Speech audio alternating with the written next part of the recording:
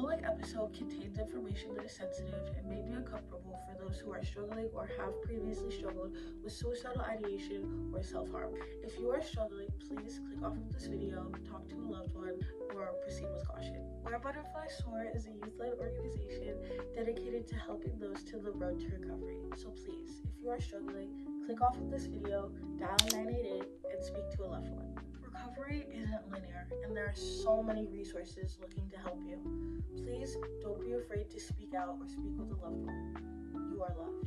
Hello, welcome to the Where Butterflies Soar podcast, hosted by Miranda. In this first podcast, I will be outlining our mission, going over what self-harm is, signs of self-harm, and how to properly recover or aid someone else to the road of recovery.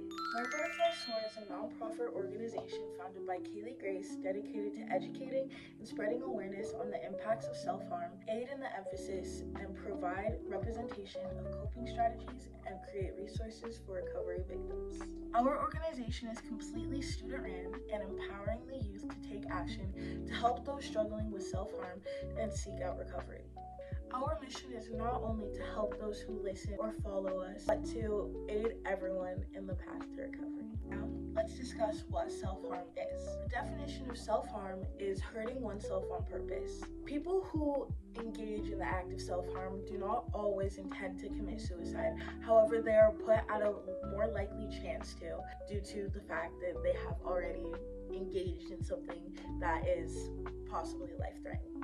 Self-harm is an extremely unhealthy coping mechanism, as it can lead to the further damage of one's mental state or body. According to the American Psychological Association, around 70% of teenagers engage in acts of self-harm. In many cases, those who do engage in self-harm begin the acts in their adolescent years. The risk of irreversible injury is much higher in those who are older.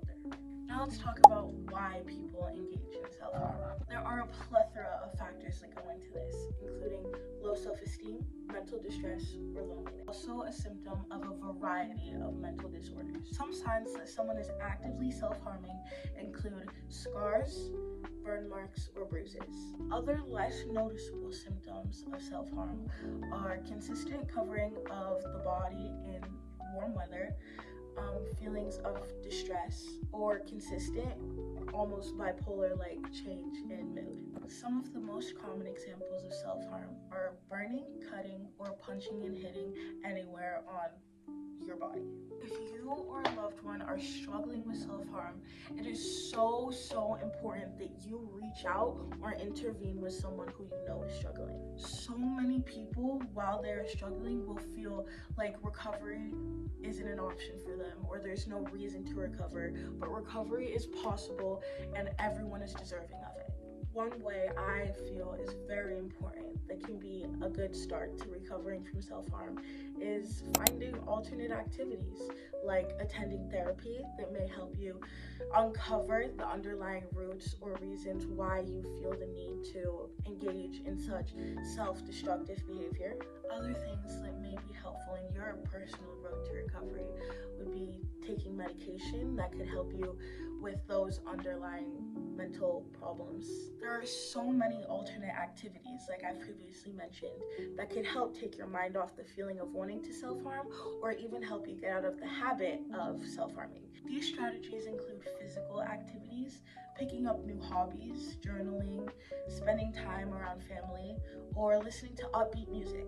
Alongside those alternative strategies, creating a safety plan is so important when dealing with triggers or relapses as a part of your overall recovery.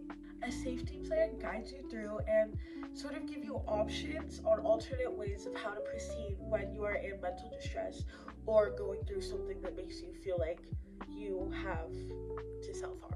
Creating a safety plan is so important for your present self and your future self. Safety plans are unique for every individual and are meant to apply to what you or a loved one are able to do in a situation of mental distress. When it comes to a safety plan, most of the options within a plan are including suicide hotlines, those who feel safe to you, who get you out of the bad state of mind that you could be currently in, and alternative activities like we've previously spoken about. Stayingsafe.net is a great source to help guide you on how to create your first safety plan. Guided imagery is another coping skill you can utilize when struggling with thoughts of self-harm.